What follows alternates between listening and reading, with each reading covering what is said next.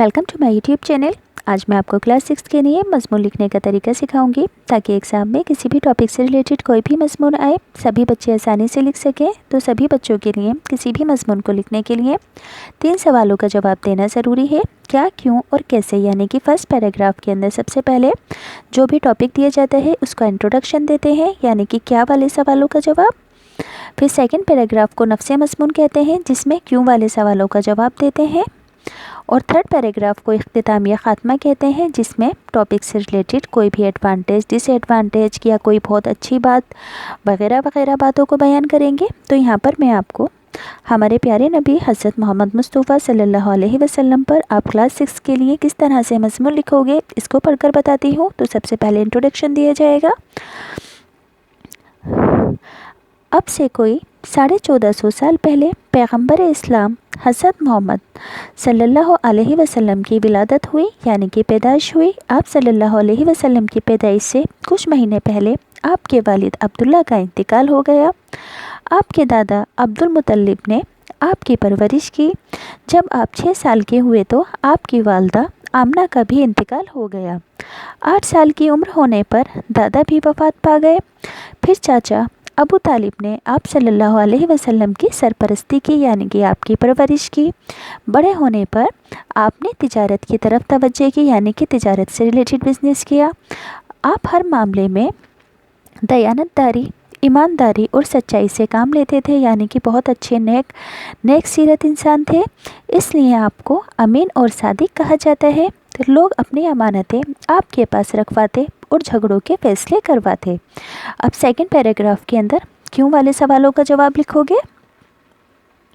तो यहाँ पर लिखोगे, खाने काबा की तामीर के वक्त आप सल्लल्लाहु अलैहि वसल्लम ने अपनी सूझबूझ से कबीले वालों की मर्ज़ी के मुताबिक हिजर अस्वद को नस्ब कर दिया। हिजर अस्वद क्या है? खाने काबा के अंदर एक पत्थर नस्ब हुआ हुआ है, जिसे हज के दौरान सभी हाजी जिसका बोसा लेते हैं। तो खाने काबा की तामीर के वक्त इस हिजर अस्वद को खाने काबा में लगाने के लिए कबीलों में लड़ाइयाँ हो रही थी। तो आपने बहुत ही सूझबूझ और बहुत अच्छे तरीके से सभी कबीले वालों को उनकी मर्ज़ी के मुताबिक हिजर अस्वद को नस्ब करने का तरीका बताया, जिससे कि बड़ा झगड़ा होने से टल गया। कारोबार से फुर्सत पाकर आप ग़ारे हिरा में इबादत करते और 40 साल की उम्र में अल्लाह ने आपको नबूवत अता की और आप पर कुरान नासिल हुआ। इस वक्त अरब के लोगों में बहुत सी बुराइयां थीं। जिस वक्त आप पर नबूवत हासिल हुई थी बहुत सी बुराइयां थी। ये आपस में लड़ते रहते थे और औरतों को सिर्फ लौंडी यानी कि नौकरानी की हैसियत से देखा जाता था। आप सल्लल्लाहु अलैहि वसल्लम ने इन बुराइयों को दूर किया और औरतों को बराबर का दर्जा दिलाया। अब लास्ट पैराग्राफ को इख्तिताम या ख़ात्मा कहते हैं, यानी कि जिस टॉपिक पर भी हम मज़मून लिख रहे हैं उससे रिलेटेड हर बात को बयान करते हुए मज़मून को पूरा कर देना। तो आप सल्लल्लाहु अलैहि वसल्लम ने तालीम दी कि खुदा एक है, वही इबादत के लायक है। ये पैगाम सुनकर चारों तरफ से मुखालफत, यानी कि आपके ख़िलाफ़ लोग खड़े हो गए, मुखालफत शुरू हो गई। मक्का वालों ने आपको बहुत तकलीफ़ें दी। लालच देकर आप सल्लल्लाहु अलैहि वसल्लम लालच भी दिए, पर आप सल्लल्लाहु अलैहि वसल्लम साबित कदम यानी कि सच्चे साबित रहे, अपने ईमान से नहीं फिरे और आपने मक्का से मदीना हिजरत की। मदीना आकर आपने मस्जिद तामीर की, जिसको यहाँ पर लिख देना, जिसको और लोगों ने जिसको बनाने में यहाँ पे लिख देना, जिसको बनाने में और लोगों ने भी हिस्सा लिया।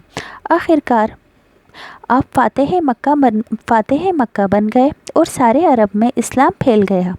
63 साल की उम्र में आपका इंतकाल हुआ और मस्जिद नबवी के उसी हुजरे में सपुर्दे खाक किए गए जिसमें आपकी वफ़ात हुई थी। तो क्लास 6 के लिए प्यारे नबी हज़रत मोहम्मद मुस्तफ़ा सल्लल्लाहु अलैहि वसल्लम से रिलेटेड मज़मून आप बच्चों को इस तरह से लिखना है। अब अगर आपको ये मज़मून अच्छे से समझ में आया हो तो प्लीज़ चैनल को सब्सक्राइब करना, वीडियो को लाइक करना, दोस्तों के साथ भी शेयर करना ताकि उनकी भी हेल्प हो सके।